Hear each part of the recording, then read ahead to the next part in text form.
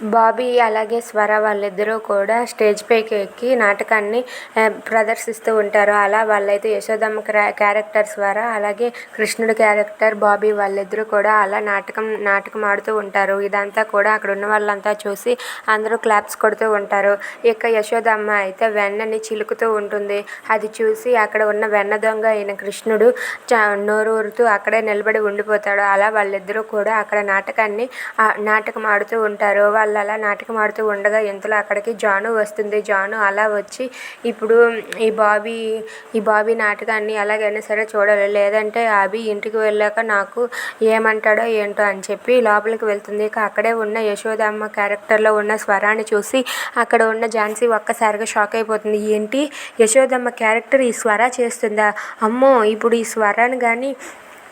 స్వరాన్ని కానీ అభి చూసాడంటే ఏమవుతుంది? అయినా అభి ఇక్కడికి రాడు అనుకో, అయినా సరే ఈ స్వర చేయడం ఏంటి?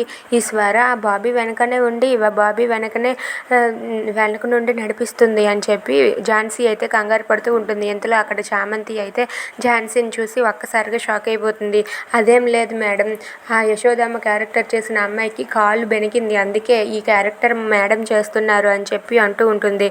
అది విని అక్కడ ఉన్న ఝాన్సీ అయితే చాలా కోపంతో రగిలిపోతే ఏం చేయలేక మౌనంగా అక్కడే కూర్చుని ఆ నాటకాన్ని అలా చూస్తూ ఉంటుంది.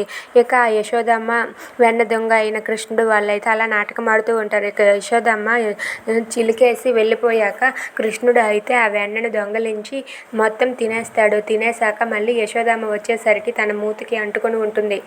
అది తుడుచుకొని నేనేమీ తినలేదు అని యశోదమ్మకి అబద్ధం చెప్తూ ఉంటాడు చిన్న కృష్ణుడు. If you like this video please subscribe.